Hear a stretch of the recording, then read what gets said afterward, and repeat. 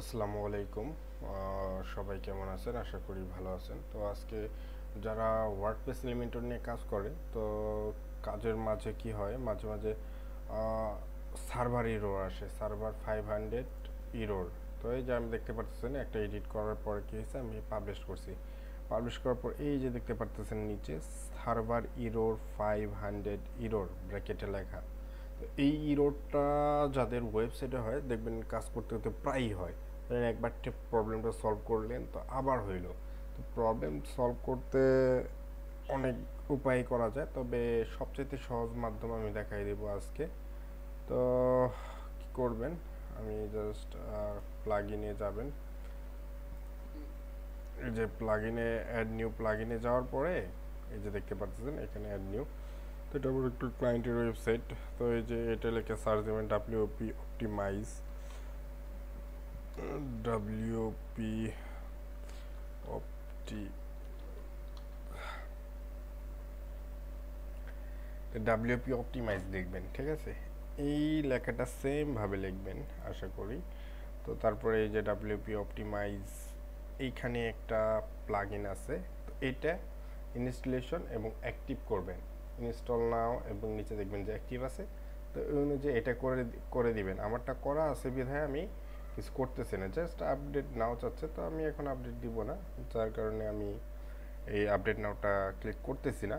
তো এটা এখানে আপনি এটাকে অ্যাক্টিভ করবেন, আশা করি বুঝতে পারতেছেন। তো এটা শেখানোর কিছু নাই যে ইনস্টল নাও ক্লিক করার পরে আবার তারপর অ্যাক্টিভ, এটা অটোমেটিকলি করতে পারবেন। তারপরে দেখতে পাচ্ছেন আপনারা ড্যাশবোর্ডে চলে যাবেন। তো আমি ড্যাশবোর্ডে গিয়ে দেখাই।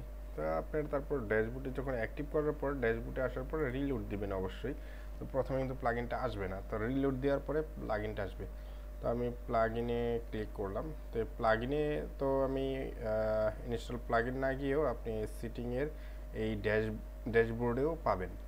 তো এখানে রান অল সিলেক্টেড অপটিমাইজ, এখানে ডিফল্টভাবে সব কিছু সিলেক্ট করা থাকে শুধুমাত্র প্রথমটা ব্যতীত।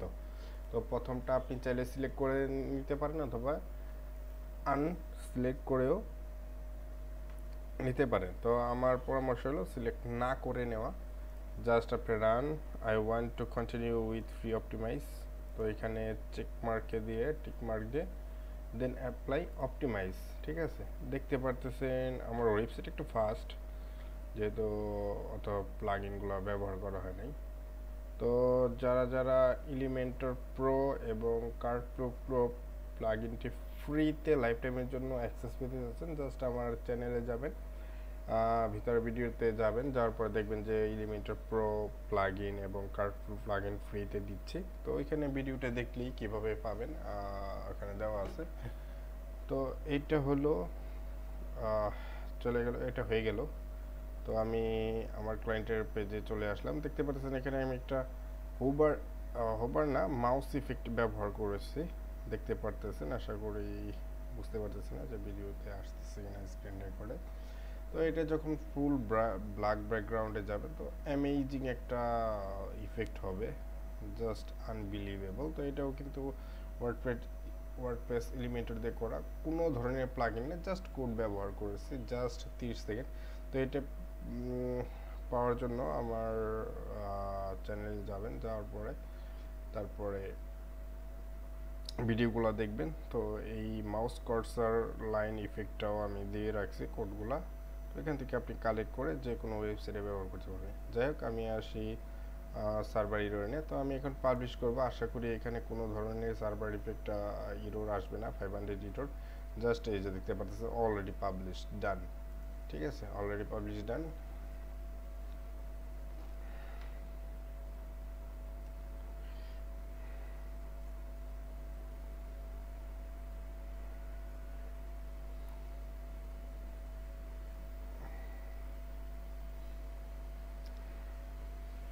তো এটা হয়ে গেছে আলহামদুলিল্লাহ, এখানে কোনো ধরনের সমস্যা হয়নি। যাই হোক, এটা আমার একটা ক্লায়েন্টের ওয়েবসাইট, তো তার ওয়েবসাইটে কাজ করতেছি, দেখা যাক কি হয়। তো এইভাবে আপনারা করে নেবেন। আজকের ভিডিওটি এই পর্যন্তই, ধন্যবাদ সবাইকে।